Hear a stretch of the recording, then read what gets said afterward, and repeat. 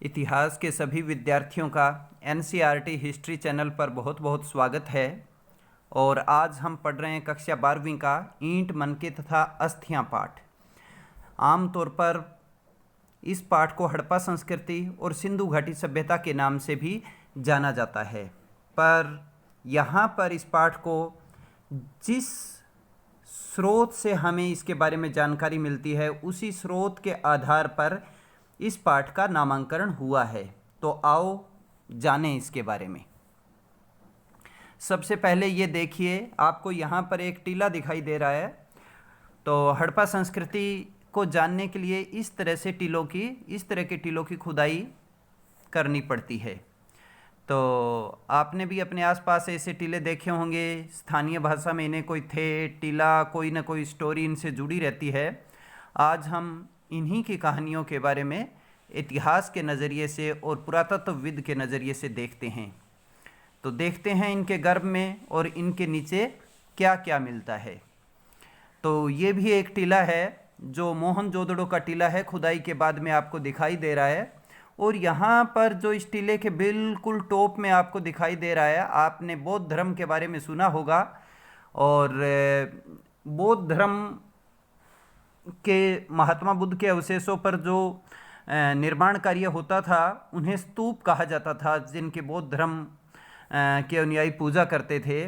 तो कनिष्क के काल में ये स्तूप बनाया गया था और ये स्तूप एक टीले के ऊपर बनाया गया था।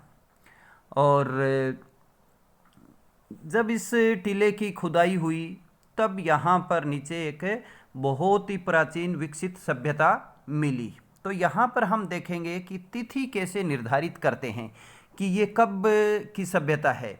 तो सबसे पहले ये कि ये सभ्यता है वो कनिष्क से पहले की है। कैसे पता चला? क्योंकि तभी इसके ऊपर कनिष्क ने एक स्तूप बना पाया। इसका मतलब क्या हुआ कि इससे नीचे जाकर के गहरे में जितनी भी सतर हमें मिलते हैं पुरातत्वविदों को, इधर नीचे जाते जाते, तो वो उतना ही प्राचीन होगा। तो पहली बात, ये कनिष्क से पुराना है। तो कनिष्क कब हुआ? प्रथम शताब्दी ईस्वी में। और उसके बाद में दूसरा है कि इस टीले की जब खुदाई हुई, हम गहरे जाते गए, कहीं पर भी इस टीले में के नीचे से लोहे का अवशेष नहीं मिला। और लोहा भारत में और ज़्यादातर विश्व में 1000 BC में आविष्कार हुआ था लोहे का। इसका मतलब ये हुआ कि लोहे के आविष्कार से पहले की है ये सभ्यता। इसका मतलब सीधा सा ये है कि 1000 BC से पहले की ये सभ्यता है। अब देखिए, ये यहाँ पर कार्बन 14 एक विधि होती है जिससे हम केमिस्ट्री की लैब में जाकर के ये चेक कर सकते हैं कि यहाँ पर किसी भी जीव जंतु प्राणी पौधा के अवशेष मिलते हैं। उसे लैब में चेक करके ये बता सकते हैं कि ये अवशेष, ये अस्थि जिस जीव जंतु की है वो कब जीवित था। तो उस आधार पर जो इस तरह के टीले हैं सिंधु घाटी सभ्यता के, उनकी अवधि हम ये लगा लीजिए, मोटे तौर पर ही आपको मैं ये बता रहा हूँ, 2500 BC से 1700 BC के बीच में माना जाता है।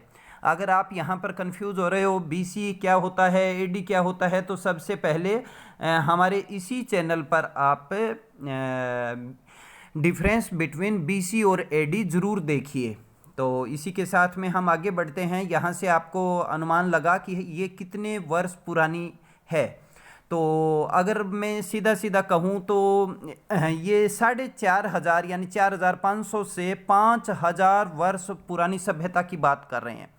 यानी कि रामायण और महाभारत जो आप देखते हो, बहुत प्राचीन काल की बात समझते हो, उससे भी हजारों साल पहले की ये सभ्यता है। चलिए आगे और बढ़ते हैं और सभ्यता के बारे में जानते हैं। तो जब भारत में ब्रिटिश राज था तब ब्रिटिश एक खास सोच के साथ में भारत पर शासन करते थे। वो कहते थे कि हम श्वेत प्रजाति के हैं और जो श्वेत प्रजाति है वो बहुत ही श्रेष्ठ प्रजाति है और इसका एक बहुत लंबा इतिहास है और हम भारत को सभ्य बनाने के लिए, जो यहाँ के असभ्य लोग हैं उनको सभ्य बनाने के लिए आए हैं, इनमें ज्ञान का कहीं भी नामो निशान नहीं है। तो कनिंघम नाम से भारतीय पुरातत्व सर्वेक्षण के जो मुखिया होते थे उस टाइम में, उनको एक छोटी सी मोहर मिली थी और वो मोहर देख करके उन्होंने अनुमान लगाया था कि ये अवश्य ही महात्मा बुद्ध के काल की होगी, क्योंकि उनका मानना था कि हमारे ब्रिटिश से पुरानी यहाँ की इंग्लैंड की सभ्यता नहीं है। तो जैसे ही हड़प्पा की खुदाई शुरू हुई 1921-22 में, हड़प्पा जो आजकल पाकिस्तान के पंजाब प्रांत में है, वहाँ पर जैसे ही खुदाई शुरू हुई तो ये एक बहुत ही बड़ी घटना घटी भारत के इतिहास के बारे में। बड़ी घटना क्या थी कि जब इसकी खुदाई हुई तो ये पता चला कि भारत में दुनिया की सबसे प्राचीन सभ्यताओं में से एक है। तो यहाँ पर आप दुनिया की प्राचीन सभ्यताएं देख रहे हो। इस जगह पर आप मेसोपोटामिया की सभ्यता थी, मिस्र की सभ्यता थी। देखिए आपको बताते हैं कि यहाँ पर मिस्र की सभ्यता सबसे पुरानी, यहाँ पर मेसोपोटामिया की सभ्यता, यहाँ पर भारत की सिंधु घाटी की सभ्यता, यहाँ पर चीनी सभ्यता। तो अचानक से जैसे इसकी खोज हुई, भारत की जो हिस्ट्री आर्य काल से शुरू हो रही थी, लगभग ये लगा लीजिए 1500 ईसा पूर्व से, वो अचानक से 2,500 से 3,000 BC के पुरानी तक पहुंच गई थी। तो ये भारत के लिए एक बहुत ही गौरव की बात थी। तो उसी गौरव को हम आज आगे बढ़ते हैं और पढ़ते हैं। यहाँ पर तरीका दिया गया है कि खुदाई की कैसे जाती है, एक पुरातत्वविद खुदाई कैसे करते हैं। आप जो ये तरीका यहाँ पर देख रहे हो खुदाई का, इस तरीके को कहा जाता है लंबवत खुदाई। कहने का मतलब है कि एक सीधी गहरा कुएनुमा खुदाई की जाती है और जिसमें ये चेक किया जाता है कि ये जो स्थान है या ये टीला है, यहाँ पर कितनी बार बसावट हुई और कितनी बार उजड़ी। इससे लेयर का पता चलता है। तो सबसे ऊपर की जो लेयर होगी इस तरह से, वो सबसे बाद में बसी होती है और जो सबसे नीचे की लेयर होती है वो सबसे पुरानी लेयर होती है। तो हड़प्पा संस्कृति में आप मोहनजोदड़ो को लगा लीजिए। मोहनजोदड़ो जिसे कहा जाता है, ये मृतकों का टीला है, यानी मरे हुए लोगों का टीला, वहाँ की स्थानीय भाषा में ऐसा कहा जाता है। तो यहाँ पर आप देखोगे कि मोहनजोदड़ो नगर 7 बार बसा और उजड़ा था। कैसे पता चला? इसी तरह से लंबवत खुदाई करने से, लंबवत का मतलब सीधा गहरे जाने पर यह पता चला कि 7 अलग अलग लेयर है। और जब हमें यहाँ से तो केवल ये पता चलता है कि कितनी बार इसकी खुदाई हुई, और क्षैतिज खुदाई से पता चलता है कि इस सभ्यता के इस लेयर के लोग क्या क्या प्रयोग करते थे, क्या खाते थे, क्या पीते थे, कैसी उनकी बिल्डिंग होती थी, क्या क्या औजार होते थे, क्या उनके सोचने का तरीका था। तो ये सब बातें, तो यहाँ पर आपको एक ये आउटलाइन बताया गया है कि कैसे पुरातत्वविद खुदाई करते थे। तो आगे बढ़ते चलते हैं और समझते हैं। ये देखिए इस सभ्यता का कितना विस्तार था और महत्वपूर्ण नगर कौन कौन से थे। तो सभ्यता, ये आपको भारत का मानचित्र का ऊपरी भाग दिखाई दे रहा है, क्योंकि केवल भारत के उत्तरी पश्चिम बोले तो इधर देखिए, पश्चिम का अर्थ है ये दिशा और उत्तर का मतलब है ये दिशा। तो ये नॉर्थ हुई और ये वेस्ट हुई। तो उत्तर और पश्चिम दिशा में भारत में ये सभ्यता विकसित हुई। अब देखिए कि कहाँ से कहाँ तक कौन से इसके मुख्य नगर थे। सबसे उत्तर में, नॉर्थ में, इसके मांदा नामक स्थान है जो कि कश्मीर में था, और इधर नर्मदा नदी तक इनका विस्तार था। और यहाँ पर इस मानचित्र में रंगपुर को सबसे अंत में दिखाया गया है। हालांकि नीचे कुछ एक ऐसे नगर भी थे जो दूसरी सभ्यताओं से जुड़े हुए थे, तो आप एक बार इसी को मानिए। और इधर उत्तर प्रदेश में, इस नक्शे में नहीं दिखाया गया है, ईस्ट की साइड में यानी पूर्व में आलमगीरपुर नामक स्थान था। और वेस्ट में सबसे लास्ट में पाकिस्तान, जो उस समय में भारत का हिस्सा होता था, तो सबसे पश्चिम में सुतकागेंडोर, जो आजकल पाकिस्तान के बलूचिस्तान प्रांत में है। तो ये सभ्यता का ये विस्तार लगा लीजिए आप, इस तरह से विस्तार था। तो बहुत बड़े क्षेत्र में इसका विस्तार था, कहते हैं 12,99,600 वर्ग किलोमीटर में इसका विस्तार था। और महत्वपूर्ण नगर देखिए आप, महत्वपूर्ण नगर में ये कश्मीर का मांदा, लेकिन हम सबसे पहले सबसे महत्वपूर्ण नगर यहाँ पर देख रहे हैं। तो चलिए देखिए, सबसे महत्वपूर्ण नगरों में सबसे पहले हड़प्पा की खोज हुई, उसके बाद में मोहनजोदड़ो की खोज हुई। ये दोनों बहुत ही महत्वपूर्ण नगर है। ये राखी गढ़ी, जो आजकल हमारे हरियाणा के हरियाणा के हिसार ज़िले में पड़ता है। और ये कहते हैं कि ये भारतीय क्षेत्र में, जो वर्तमान भारत है, उसमें ये सबसे बड़ा हड़प्पा कालीन स्थल है राखी गढ़ी। इसी तरह से मित्ताथल हरियाणा के भिवानी ज़िले में, बनावाली फतेहाबाद ज़िले में, और इसी के नीचे ये देखिए कालीबंगा मिलता है राजस्थान के हनुमानगढ़ ज़िले में। और इधर आप नीचे देखोगे तो ये गुजरात तक इसका विस्तार है, और धोलावीरा भी गुजरात में है, और चनूदड़ो भी एक महत्वपूर्ण नगर था, तो यहाँ पर चनूदड़ो है। ये सब हम डिस्कस करेंगे। यहाँ पर मोहनजोदड़ो। तो आगे बढ़ते हैं। इस तरह से इसका विस्तार इस तरह से काफ़ी बड़ा था, यानी कि ये सभ्यता पूरी तरह से एक विकसित सभ्यता थी। और इसकी खास बात ये थी कि ये नगर के रूप में अपने रूप ले चुकी थी, केवल गांव तक या छोटी छोटी बस्तियों तक नहीं रहा था। चलिए आगे बढ़ते हैं। देखिए, कई बार आपकी परीक्षा में ये प्रश्न पूछा जाता है कि हड़प्पा संस्कृति का नाम ये क्यों पड़ा, क्या क्या इसके नाम है। तो आप ध्यान से देखिए, इस सभ्यता को कई नामों से जाना जाता है। सबसे पहले हम डिस्कस करते हैं कि इसे आद्य ऐतिहासिक सभ्यता क्यों कहा जाता है। तो ध्यान से सुनिए कि इतिहास को हम 3 प्रकार से बांटते हैं। सबसे पहले वो इतिहास जिसके बारे में कुछ भी लिखित स्रोत नहीं मिलता, उसे हम प्राक इतिहास कहते हैं। लेकिन जिस सभ्यता का लिखित में कुछ मिला तो है, लेकिन आज तक पढ़ा नहीं गया है, तो उसे हम बोलते हैं आद्य ऐतिहासिक सभ्यता। तो हड़प्पा संस्कृति के लिपि मिली है, लिखित मिला है, लेकिन आज तक हम उसे पढ़ नहीं सके हैं, इसलिए इसका नाम आद्य ऐतिहासिक सभ्यता है। इसके बाद में जिस सभ्यता का लिखा हुआ हम पढ़ पाते हैं, उसे हम इतिहास कहते हैं। तो ये एक मध्यम कैटेगरी है।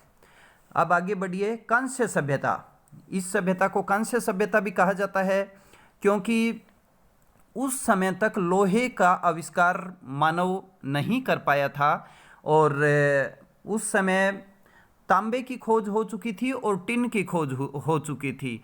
तांबे और टिन का मिश्रण करके कांस्य की तांबे से थोड़ी सख्त धातु के रूप में प्रयोग करते थे। तो ये मिश्रित धातु के रूप में इसका प्रयोग था, इसलिए इसे कांस्य सभ्यता का नाम दिया जाता है।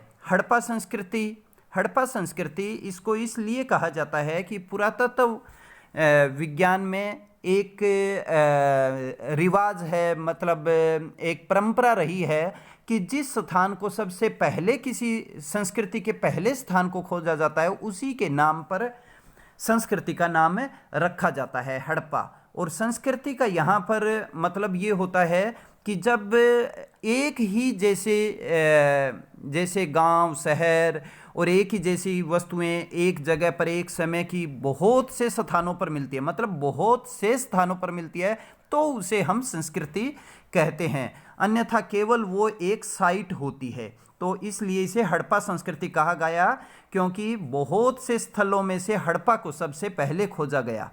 तो ये एक परंपरा है, और उस परंपरा के निर्माण के आधार पर हम इसे हड़प्पा संस्कृति कहते हैं। इसे सिंधु घाटी सभ्यता भी कहा गया था शुरुआत में, क्योंकि शुरुआत के इसके स्थल है वो ज़्यादातर कहाँ से मिले, सिंधु घाटी की जो नदी थी उसी के आसपास, सिंधु और उसकी सहायक नदियों के आसपास ये सारे के सारे स्थल मिले थे, इसलिए इसका नाम पड़ा सिंधु घाटी की सभ्यता। चलिए आगे बढ़ते हैं। नगर योजना। इस सभ्यता की सबसे बड़ी खासियत ये थी कि भारत में प्रथम बार नगरीकरण हुआ था। मतलब अब छोटे छोटे गांव जो इनसे पहले होते थे उनमें अच्छी उपज हुई, ज़्यादा उपज हुई, तो उसके बाद में किसान के पास में अधिशेष उत्पादन हुआ। अधिशेष का मतलब ज़रूरत से कुछ ज़्यादा, तो फिर वो लेन देन आपस में होता है और व्यापार शुरू होता है और वस्तुओं का आदान प्रदान होता है और उससे नगरों का निर्माण होता है। तो भारत में जो प्रथम नगरीकरण है वो सिंधु घाटी सभ्यता के समय में हुआ और ये बहुत ही भारत के लिए एक गौरव की बात है। चलिए देखते हैं कि हड़प्पा संस्कृति की नगर योजना में क्या खास बातें थी। तो ये चित्र आप देख ही रहे हैं, आगे बढ़ते हैं। यहाँ की नगर योजना की कई खास बातें थी। पहली कि जो भी साइट हमें मिलती है उनमें से अधिकतर साइट के जो नगर थे वो दो भागों में बंटे होते थे। दो भागों में कैसे कि दो टुकड़े होते थे, मतलब बीच में एक गैप होता था और दो भाग नगर कैसे होते थे, एक भाग पूर्व का और एक भाग पश्चिम दिशा में होता था। तो इसलिए नगर के दो भागों में एक भाग को दुर्ग भाग कहा जाता था और एक को निचला भाग। दुर्ग क्यों? क्योंकि वहाँ पर किला बना होता था। जो पश्चिम दिशा में जो नगर होता था वहाँ पर किला बना होता था, मतलब चारों ओर एक परकोटा। कहने का मतलब है कि सुरक्षा दीवार बनी हुई होती थी। कौन सी दिशा में? पश्चिम वाले में। और पूर्व वाला जो भाग होता था नगर का, वो निचला भाग होता था, वो थोड़ा बहुत नीचे बसा होता था और कई ज़्यादातर नगरों में निचले भाग के चारों ओर सुरक्षा दीवार नहीं है। यहाँ पर आप कहते ही समझ गए होंगे कि दुर्ग वाला भाग है, जो ऊंचा भाग है, वहाँ पर वीआईपी और बड़े लोग रहते थे। तो और निचले भाग में सामान्य लोग रहते थे, इसलिए ऊंचे भाग के चारों ओर दीवार बना करके सुरक्षा दे दी गई और निचला भाग सामान्य लोगों का था। तो ये क्लियर हो गया कि नगर के दो भाग थे, नगर के चारों ओर सुरक्षा परकोटा था, कहने का मतलब है दीवार थी। खास बात ये थी कि इसमें जो शहर बसा हुआ था, जो आजकल जो प्लान्ड सिटी है, जो बहुत ही प्लानिंग करके बसाए जाते हैं, उसी तरह से इसकी सड़कें हैं वो समकोण पर काटती थी। कहने का मतलब है समकोण पर इस तरह से, इस तरह से। तो इस तरह से इसके कई फायदे थे। जैसे एक तो प्लानिंग अच्छी, सुंदर बहुत लगते थे। जब हवा तेज आती थी तो ऑटोमेटिकली हवा ही सफाई कर देती थी। जैसे अगर इस तरह से गलियां हो तो उनकी सफाई और प्लानिंग है वो उतनी अच्छी नहीं होती। और इस तरह से प्लानिंग है, इसका मतलब ये है कि यहाँ का प्रशासन है वो बहुत ही उत्तम था। उत्तम के साथ साथ वो बहुत अच्छी प्लानिंग करते थे, प्रशासन का एक नियंत्रण था। जैसे आजकल नगर पालिका और भी कई एजेंसियां होती है, नगर निगम, ये सब कुछ कंट्रोल रखती है। अद्वितीय सीवरेज सिस्टम। सीवरेज का मतलब जो भी वेस्ट वाटर था उसे बाहर ले जाने के लिए नालियां बनी हुई थी। नालियां बड़ी नालों से जुड़ी हुई होती थी और ये उस समय में दुनिया में कहीं पर भी सीवरेज सिस्टम नहीं था सिवाय इंडिया के। इंडिया में हड़प्पा और मोहनजोदड़ो। तो ये हमारे लिए बहुत ही गर्व की बात है कि यूरोपियन जो ब्रिटिश लोग आकर के हमें कहते हैं कि आपको तकनीक और विज्ञान और प्रबंधन का ज्ञान नहीं है, तो ये देखिए कि 5000 वर्ष पूर्व विश्व में जब कहीं पर भी इस तरह का सीवरेज सिस्टम नहीं था, तब हमारे भारत में ये लागू था। सार्वजनिक भवन। सार्वजनिक भवन बड़े बड़े, जैसे आजकल आप देखते होंगे कई जगह कम्युनिटी सेंटर होते हैं, लोग इकट्ठे होकर के अपने कार्यक्रम करते हैं। इसी तरह से अन्न का भंडार करने के लिए वेयर हाउस होते हैं, गोदाम होते हैं। इसी तरह से अनागार मोहनजोदड़ो के पश्चिमी दुर्ग वाले टीले में मिला है। महासनागार, जैसे इकट्ठे होकर के प्रोग्राम करते हैं, धार्मिक समारोह करते हैं, आप हरिद्वार और अन्य जगह पर जा कर के स्नान करते हो, उसी तरह से वो भी एक वहाँ पर महास्नानागार बना हुआ था। आगे इसका विस्तार से डिस्कस करेंगे। ईंटें पक्की होती थी, कई बिल्डिंगें डबल स्टोरी होती थी, जैसे ग्राउंड फ्लोर, फर्स्ट फ्लोर, इस तरह से। और घरों के अंदर कुएं होते थे। और लोथल जो स्थान है हमारे यहाँ पर गुजरात में मिला है, यहाँ पर एक गोदी मिली है। गोदी का अर्थ होता है बंदरगाह, पोर्ट, जहाँ से जहाज आ सकते हैं और जा सकते हैं। और सुरकोतड़ा भी उधर गुजरात में मिला है। वहाँ पर जल भंडारण के लिए कई जलाशय मिले हैं।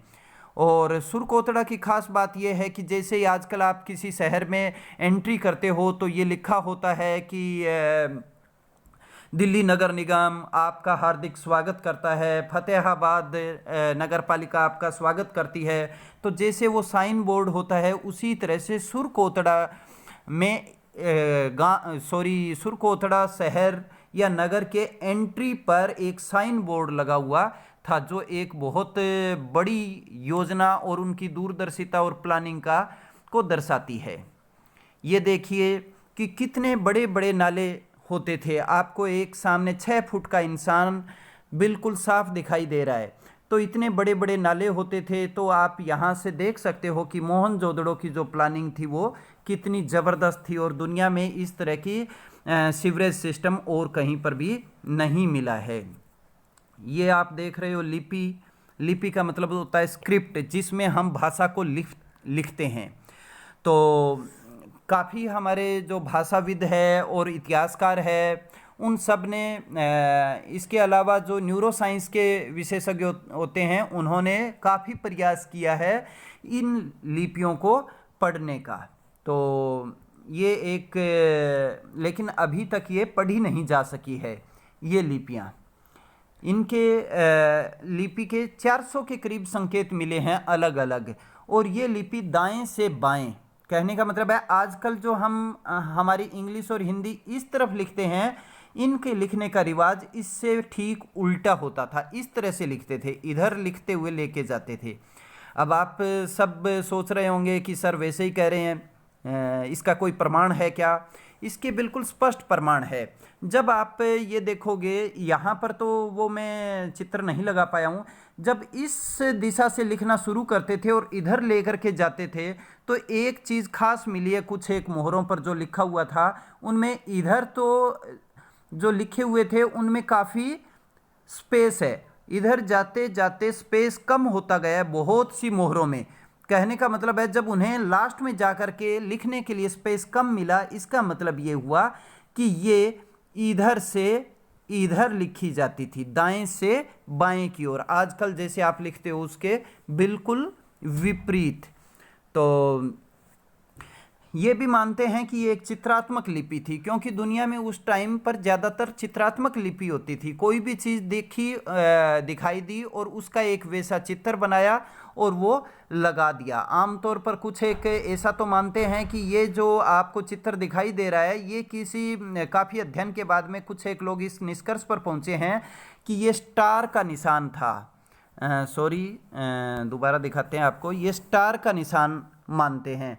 और यहाँ पर ये एक दो लाइनें हैं, ये स्टार के बारे में बता रही है कि कौन से स्टार के बारे में, क्योंकि उस टाइम का मानव जो अंतरिक्ष की बहुत अच्छे से निरीक्षण और पर्यवेक्षण करता था। यहाँ पर आपको जो ये एक सींग वाला आपको नंदी दिखाई दे रहा है, जिसको कोई बैल, आजकल आपको ऐसे नंदी नहीं दिखाई देंगे। ये भी एक खास बात है। हो सकता है कि इस तरह के जीव उस समय रहे होंगे, लेकिन आज विलुप्त हो गए। फिर भी इसको कई लोग ये मानते हैं कि ये थोड़ा बहुत आगे से नीलगाय जैसा और बाकी का जो सामान्य बैल है उस जैसा दिखाई देता है। तो ये हमारे इकोसिस्टम की दृष्टि से भी अध्ययन की एक खास बात है। आप जो श्री कृष्ण की द्वारका के डूबने की बात सुनते हो, वहाँ पर भी जो मोहर मिली है वो ठीक ऐसी ही मिली है। मोहर के ऊपर जो चित्र मिला है वो ऐसा ही मिला है। इसका मतलब है द्वारका का इतिहास भी उतना ही प्राचीन हो सकता है। चलिए आगे बढ़ते हैं। कला और मृदभांड। मृद भांड किसे कहते हैं? मृदा के बने हुए, मृदा कहे तो मिट्टी के बने हुए, भांड मतलब बर्तन। तो मृद भांड अपने आप में मृद भांड एक किसी भी संस्कृति को बहुत से मृद भांड के नाम से भी जाना जाता है। और यहाँ पर आप जब ध्यान से देखोगे तो सिंधु घाटी सभ्यता के मृद भांड देखिए कितनी तरह के हैं, कितने सुंदर से बनाए गए हैं, कितने अच्छे से पॉलिश्ड है, और इनके क्या क्या उपयोग रहे होंगे। और आपको जानकर के ये खुशी होगी कि पुरातत्वविद इसे थर्मोल्यूमिनियस पद्धति से ये चेक कर सकते हैं इस मृद भांड का थोड़ा सा टुकड़ा लेकर के कि इस मृद भांड को कब पकाया गया होगा, लगभग अनुमान करके पास की तिथि तक आया जा सकता है। इसी तरह से तो ये आपको काफ़ी रोचक लगी होगी कि हमने मानव ने इसको कब पकाया होगा, एक अनुमान की तिथि विज्ञान की मदद से निकाली जा सकती है। इसी तरह से जब आप यहाँ पर देख रहे हो तो इतिहासकार और पुरातत्वविद जब इन्हें देखते हैं तो बहुत अच्छे से अध्ययन करते हैं। देखिए आप ध्यान से कि यहाँ पर जो इसका कपड़ा दिखाई दे रहा है उसके ऊपर कितनी सुंदर सुंदर बूटियाँ की हुई है, मतलब बूटियाँ का मतलब ऊपर कलाकारी की हुई है, इसके ऊपर चित्रकारी की हुई है। इसके अलावा यहाँ पर इसके एक बाजूबंद भी दिखाई दे रहा है। इसका मतलब क्या हुआ कि ये भी बहुत से धार्मिक विश्वास रखते थे। पुरुष भी, ये देखिए माथे में इनके टीका है, उस समय के जो हमें ये मूर्ति मिली है तो इस टीके से ये प्रमाणित होता है कि पुरुष भी इस तरह से ज्वेलरी पहनते थे। इसी तरह से जो दाढ़ी है वो भी इनकी बहुत ही अच्छे से सेट की हुई है। तो इस तरह से हम जब इन चित्रों को देखते हैं तो बहुत सी चीज़ों का पता चलता है। यहाँ पर आपको नंदी का चित्र दिखाई दे रहा है, और नंदी देखिए आगे जा कर के शिव का एक महत्वपूर्ण वाहन बन करके हमारे धर्म और संस्कृति में अहम रोल अदा करता है। इसी तरह से ये बहुत से खिलौने बच्चों के मिले हैं, उन्हीं से अनुमान लगता है कि उस टाइम का मानव क्या क्या कैसे कैसे यातायात के साधनों का प्रयोग करता था। चलिए थोड़ा और आगे बढ़ते हैं। मुहरों का जिक्र आया है। मुहरें तो उस टाइम में व्यापार किया जाता था, और व्यापार जब भी कोई करते हैं आप भी देखते होंगे कि हर एक व्यापारी की उस टाइम में मोहर बनी होती थी। तो वो अपना सामान पैक करके किसी बोरे में और ऊपर उसके कुछ एक बांध करके और उस पर अपनी मोहर लगाता था। मोहर का मतलब है कि गीली मिट्टी का, गीली और पक्की मिट्टी जो अच्छे वाली क्वालिटी की मिट्टी थी उसका को गीली करके और ऊपर से उसके एक ठप्पा मारा जाता था, और वो ठप्पे आज हमें खुदाई के बाद में मिले हैं। तो इनके ऊपर इन पर स्ट्रेस दिया गया है बाद में। स्ट्रेस का मतलब है गीली मिट्टी के ऊपर ठप्पा मारा गया है, और वो ठप्पे आज हमें बहुत सी जगह से मिले हैं। तो ये माल के आयात निर्यात में एक तरह से इस चीज़ को प्रमाणित करते थे कि माल सुरक्षित पहुंचा है। तो बहुत ही अच्छी व्यवस्था थी। हो सकता है ये राज मुद्रांक हो, कहने का मतलब है कि किसी राजा या नगर के प्रशासक की ये मुहर रही हो जो गीली मिट्टी पर लगाई जाती थी। इनका प्रयोग व्यापार में मुद्रांकन की शुरुआत थी, व्यापार में इनका प्रयोग होता था, और इनके बनाने में गीली मिट्टी के ऊपर ये मोहर मारी जाती थी और वही मुद्रांक हमें मिल रहे हैं। यहाँ पर आप देख रहे हो, और काफ़ी जगह पर हमें नंदी यानी कि बेल का चित्र दिखाई दे रहा है, एक सींग वाले सांड का चित्र दिखाई दे रहा है। इसका मतलब ये अलग अलग व्यापारी घरानों के अवश्य ही सिंबल रहे होंगे, मोहरें रही होगी जो एक दूसरे को सामान आयात निर्यात लेन देन में काफ़ी उपयोग होता था। तो इस तरह से इनकी मोहरें बनी होती थी, व्यापार का जो प्रतीक है। चलिए आगे बढ़ते हैं। शिल्पग्राम चनुदड़ो। मोहनजोदड़ो से नीचे सिंधु घाटी की सभ्यता में एक शिल्पग्राम था। कहने का मतलब है कि वहाँ पर कारीगर तरह के या कलाकार लोग रहते थे। और ये देखिए ये सब कुछ चनुदड़ो में मिले हैं। यहाँ पर इसको भूल जाइए, ये मोहनजोदड़ो में मिली है ये मूर्ति जो एक नारी की मूर्ति है, तांबे की बनी हुई है, और यूँ लग रहा है जैसे ये नृत्य कर रही हो।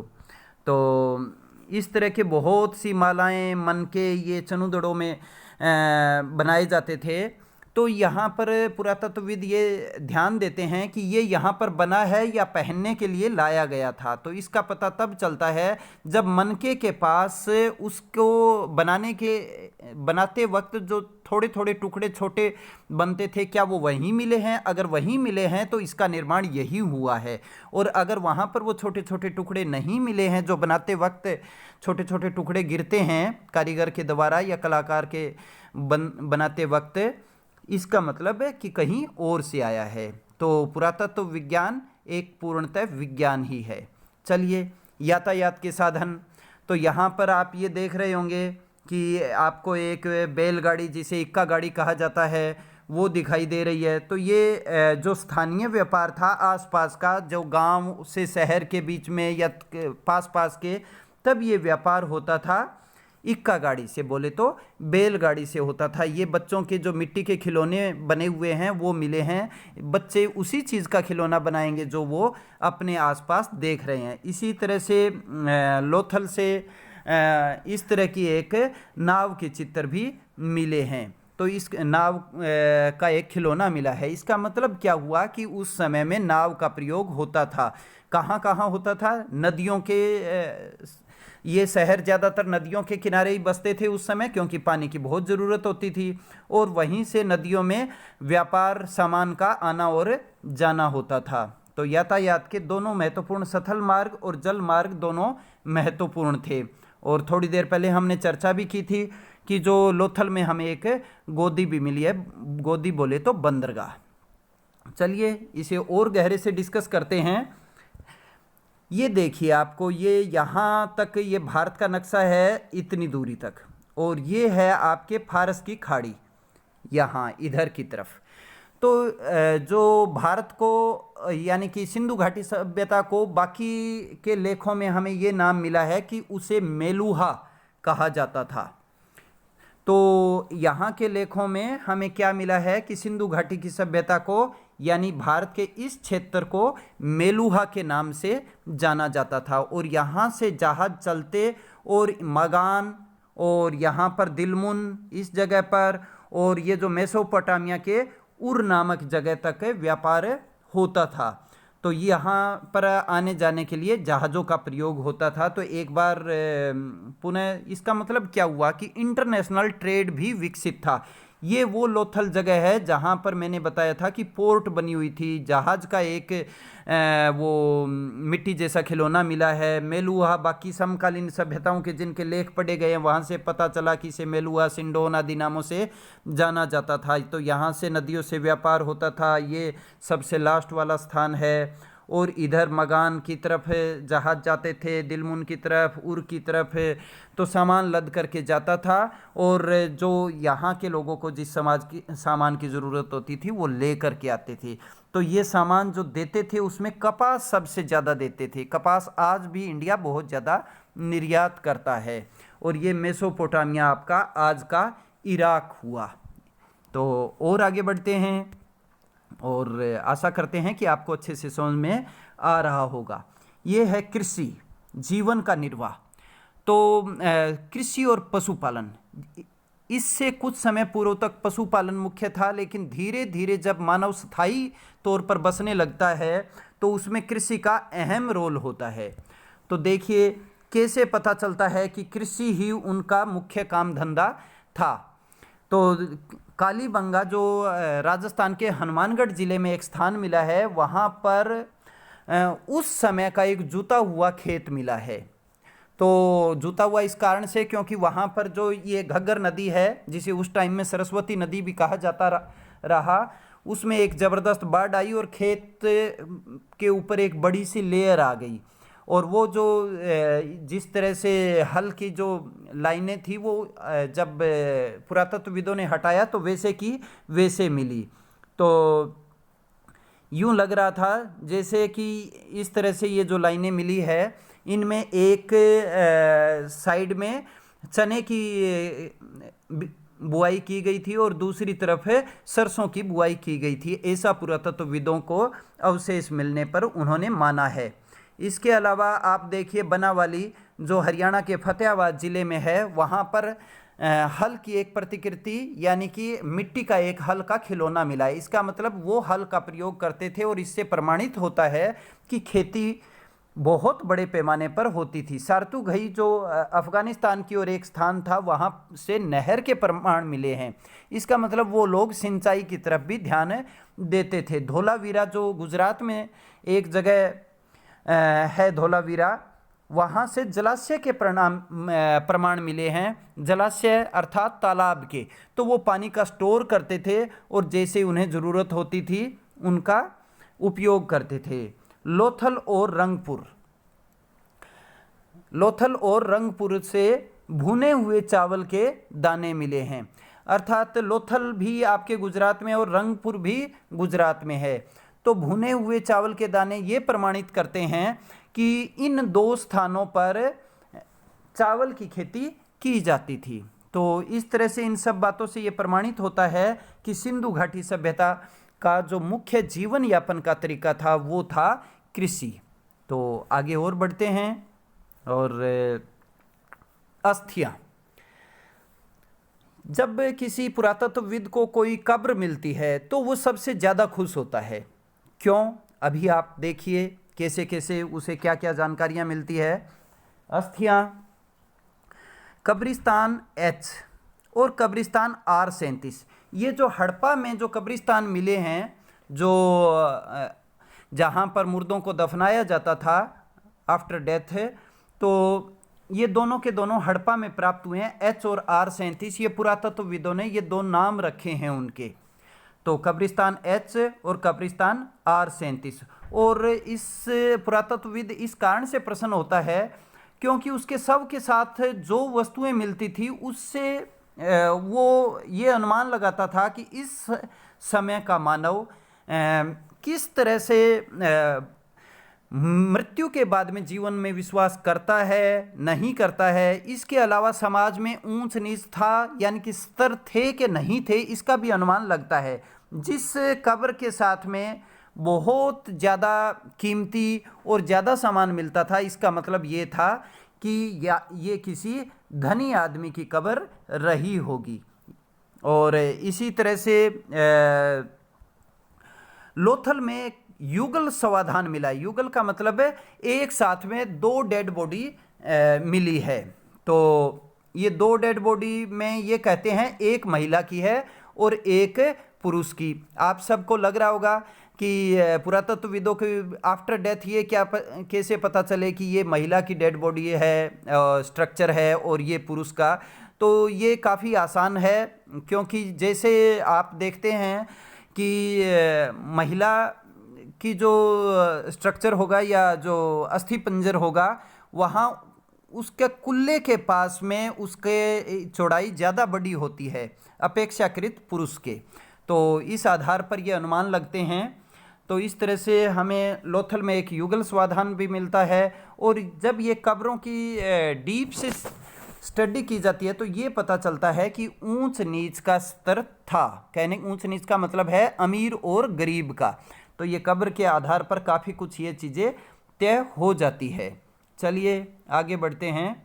यहाँ पर भी एक कब्र दिखाई दे रही है आपको, और दिख रहे होंगे कि कितने कीमती उस समय के हिसाब से तो ये काफ़ी महत्वपूर्ण चीज़ें रही होगी। तो ये अवश्य ही किसी बड़े उस समय के उच्च सामाजिक स्तर के व्यक्ति की कब्र रही होगी।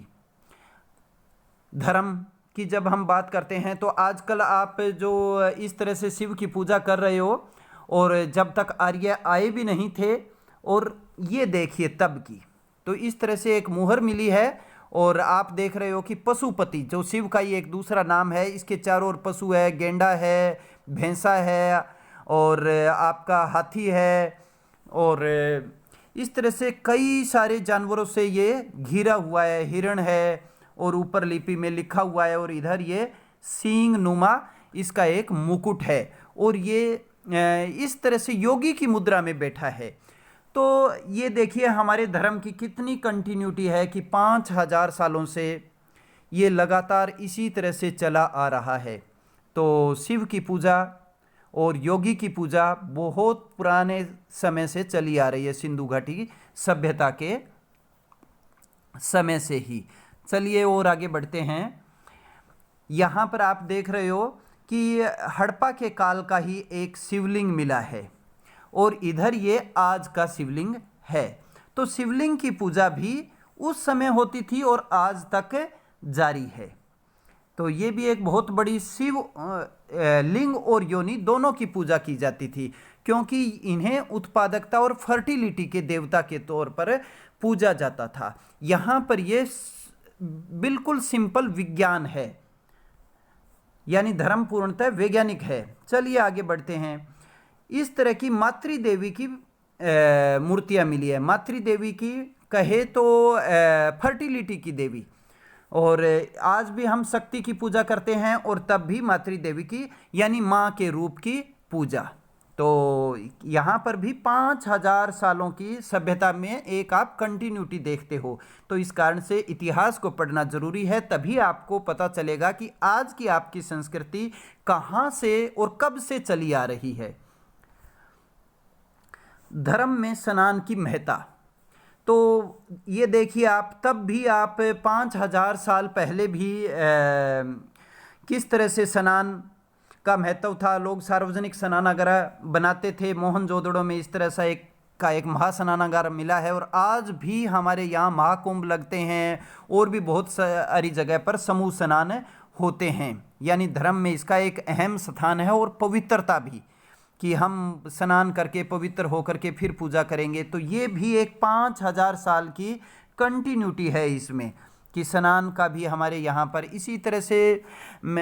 हालांकि इस पाठ से संबंधित नहीं है, आप जो गायत्री मंत्र गाते हो ओम भूर्भुवः स्वः, ये ऋग्वेद काल से ये मंत्र चला आ रहा है। इस कारण से इतिहास को पढ़ करके आपको पता चलता है कि आपकी सभ्यता की जड़ें कितनी प्राचीन है। चलिए और आगे बढ़ते हैं, और अब ये लगभग लास्ट के आसपास हम पहुंच चुके हैं। मृत्यु के बाद जीवन में विश्वास, कि तब मानव ने नई नई सभ्यताएं बसाई थी और किस तरह से वो यानी कि अपने मृत्यु के बाद में जीवन में विश्वास करता था। ये हम एक हड़प्पाई कब्र से अनुमान लगा सकते हैं, क्योंकि उसका ये मानना था कि मृत्यु के बाद में इंसान को बहुत तरह की ज़रूरतें होती है अगले जन्म के लिए, इसलिए उसको ज़रूरत की बहुत सी वस्तुएं उसकी कब्र के साथ रखी जाती थी। और आज भी बहुत से संस्कार किए जाते हैं और प्रार्थनाएं की जाती है, और इस तरह से अंतिम संस्कार के एक फिलॉसफी में भी कंटिन्यूटी है। चलिए आगे बढ़ते हैं, और ये अब हमारी लास्ट स्लाइड है। तो ये है कि कब कौन कौन सा ये काल रेखा है, कब कौन कौन सी निम्न पूरा पाषाण का काल है, मतलब 2 लाख वर्ष पूर्व तक। फिर मध्य पाषाण का काल आया 80,000 तक, फिर 80,000 से 35,000 तक उच्च पूरा पाषाण। यहाँ तक इसे हम 3 लाइनों तक पूरा पाषाण काल ही बोलते हैं। फिर यहाँ पर 12,000 पर मध्य पाषाण काल आया है। मध्य क्यों आया? क्योंकि अब जो हिम युग है वो ख़त्म हो रहा है और मौसम में बदलाव आए हैं और वार्म एज शुरू हो गई है। वार्म का मतलब अब धरती का मौसम गर्म होना शुरू होगा और मानव तेजी से विकास करेगा। इसीलिए 10,000 पर नवपाषाण काल आता है और 6,000 साल पहले ताम्रपाषाण काल आया। और हड़प्पा संस्कृति 2600 ईस्वी पूर्व में, यानी लगभग ये लगा लीजिए 4,600 साल पहले की बात बता रहे हैं। तो 1000 ईस्वी पूर्व में आरंभिक लोहकाल, महापाषाण, स्वाधान, ये दक्षिण भारत में काफ़ी चीज़ें चलती रही। तो यहाँ पर आप देख रहे होंगे कि सबसे पहले कनिंघम जो एक भारतीय पुरातत्वविद थे ब्रिटिश से, उन्होंने 1875 में एक सील के बारे में बताया था। 1921 में सबसे पहले माधव स्वरूप वत्स ने हड़प्पा की खुदाई की और 1925 में मोहनजोदड़ो में उत्खनन आरंभ हुआ। तो आगे से आगे फिर भारतीय क्षेत्रों की खुदाई शुरू हुई। तो इसीलिए आप एक लाइन सुनते होंगे, यूनान, मिस्र, रोमा सब मिट गए जहाँ से कुछ बात है कि हस्ती मिटती नहीं हमारी। इसी कारण से कहा जाता है क्योंकि हमारी संस्कृति की जड़ें बहुत गहरी है। जय हिंद, जय भारत। और मैं आप सबसे एक निवेदन करना चाहता हूँ कि सभी इतिहास के विद्यार्थी हमारी इसी चैनल पर डिफरेंस बिटवीन बीसी और एडी, ईस्वी और ईस्वी पूर्व में अंतर वाली वीडियो अवश्य देखें, अन्यथा अन्यथा आप इतिहास में समय की जो एक महत्वपूर्ण अवधारणा है वो समझ नहीं पाएंगे, और उसके बिना इतिहास की बहुत सी चीज़ें समझ पाना मुश्किल होता है। आप सबका धन्यवाद। जय हिंद, जय भारत।